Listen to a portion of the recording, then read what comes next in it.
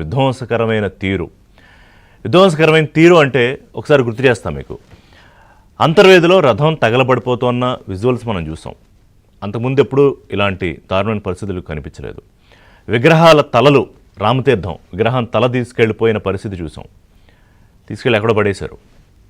అలాగే విగ్రహాల చేతులు, కాళ్ళు, దేవాలయాల మీద దాడులు. ఎప్పుడో మొఘలుల కాలం అంతకన్నా ముందు ఔరంగజేబు వీళ్ళందరూ దాడులు చేసినప్పుడు ఆలయాల మీద ఇటువంటి పరిస్థితి ఉందని ఇప్పటికీ మనకు వెళ్తే చాలా చోట్ల ఆలయాల్లో, ఇటు సౌత్ ఇండియన్ టెంపుల్స్ చాలా చోట్ల ఇటువంటి పరిస్థితి ఇప్పటికీ మనకు కనిపిస్తుంది. విగ్రహం ఉంటుంది, తల ఉండదు, లేకపోతే చేతులు కాళ్ళు ఏవో ఒకటి ఉండవు.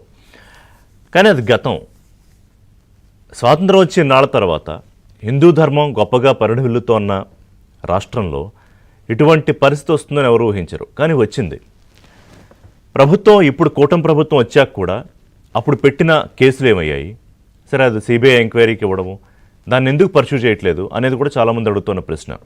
దాదాపు 120 నుంచి 130 పైన ఘటనలు జరిగినప్పుడు ఎందుకు వాటిని పట్టించుకోకుండా వదిలిపెట్టేస్తోంది ఇప్పుడున్న ప్రభుత్వం?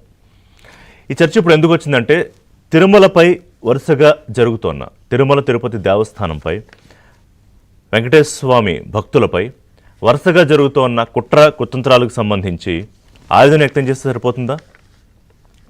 7 కొండలపై కొలువన్న వెంకటేశ్వర స్వామి కోట్లాది మంది భక్తులుగా ఉంటారు ఆయనకి. తెలుగు భక్తులే కాదు, ఇటు సౌత్ ఇండియా నుంచి అనేక మంది వస్తారు, నార్త్ ఇండియా నుంచి వస్తారు, ఫారినర్స్ కూడా వస్తారు. అంటే వాళ్ళకి అసలు మన మతంతో కానీ మన ధర్మంతో కానీ సంబంధం లేని వాళ్ళు కూడా ఈ పవిత్ర పుణ్యస్థలం అసలు ఏమిటి, ఎందుకంత ఫేమస్, ఎందుకంత పాపులర్ అని చూడడానికి వచ్చేవాళ్ళు కూడా ఉంటారు. వాళ్ళు డిక్లరేషన్ ఇవ్వాలి, చూస్తారు, దానికి ఏం అభ్యంతరం లేదు. కానీ ఇక్కడున్న శక్తులే కొంతమంది వ్యతిరేకంగా ప్రవర్తిస్తూ ఉంటాయి. కొన్నాళ్ళు గోవుల వధ, గోశాలకు సంబంధించి ఒక కుట్ర, అంటే అనారోగ్యంతో సహజంగా చనిపోయిన గోవుల విషయంలో కూడా ఒక కుట్ర పన్నారు. గతంలో అసలు అన్యమత ప్రార్థనలు చేసుకుని అన్యమతాన్ని అనుసరించే వారిని టీటీడీ చైర్మన్గా పెట్టినప్పుడు కొంత మాట్లాడారు, కానీ ఆ తర్వాత దాని మీద పెద్దగా చర్చ జరగలేదు. అది ఇప్పటికీ ఒక వివాదమే. అసలు అలా చేసే అధికారం ఎవరిచ్చారు? హిందూ సంఘాలు, పీఠాధిపతులు, ధార్మిక సంస్థలు ఈ అంశాలపై ఏం చేస్తున్నాయి? ఎందుకంటే నేను ఇంతకుముందే చెప్పినట్టు కోట్లాది మంది భక్తులకు ఇట్స్ అన్ ఎమోషన్. వెంకటేశ్వర స్వామి అన్న, తిరుమల తిరుపతి దేవస్థానం, టీటీడీ అంటే. మరి దాన్ని అంత గ్రాంటెడ్గా ఎలా తీసుకుంటారు? ఏదో గుడి ఉందిలే, అక్కడ దేవుడు ఉన్నాళ్లే, ఏదో వెళ్తారులే అనుకున్నట్టు కాదు కదా.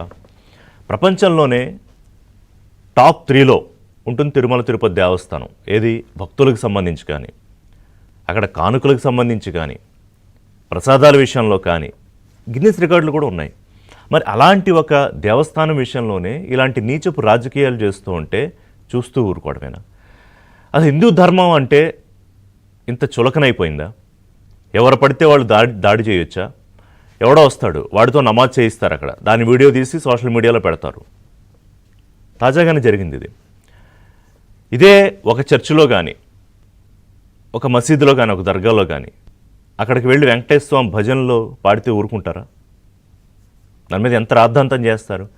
న్యాయస్థానాలు కూడా ఎంత కామెంట్లు చేస్తాయి. మరి తిరుమల తిరుపతి దేవస్థానంలో ఎలా జరుగుతుంది అది?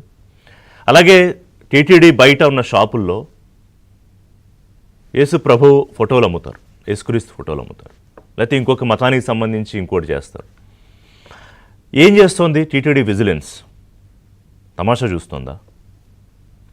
ఒకసారి గోవులు, ఒకసారి అన్యమత ప్రచారాలు, ఇంకోసారి ఎవడో క్యూలైన్లోకి వచ్చి, వైఎస్ఆర్సీపీ పార్టీకి సంబంధించిన అతను అంటున్నారు, క్యూలైన్లోకి వచ్చి అక్కడ నినాదాలు, అరుపులు, గోలలు. ఎందుకు ఇంత గ్రాంటెడ్గా తీసుకుంటున్నారు? దీని మీద చర్యలు ఉండవా? దీని మీద సీరియస్గా యాక్ట్ చేయకపోతే వీళ్ళు టీటీడీ 7 కొండలు కాదు, అక్కడ 2 కొండలే అని మాట్లాడారు కదా గతంలో.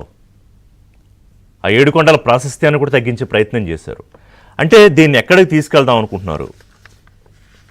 దీని మీద చర్యలు తీసుకోకపోతే వీళ్ళ కుట్రలు, కుతంత్రాలకు, లేకపోతే కోట్లాది మంది భక్తుల మనోభావాలకు దెబ్బతినే పరిస్థితి వచ్చినప్పుడు అప్పుడు తీసుకుందామా చర్యలు?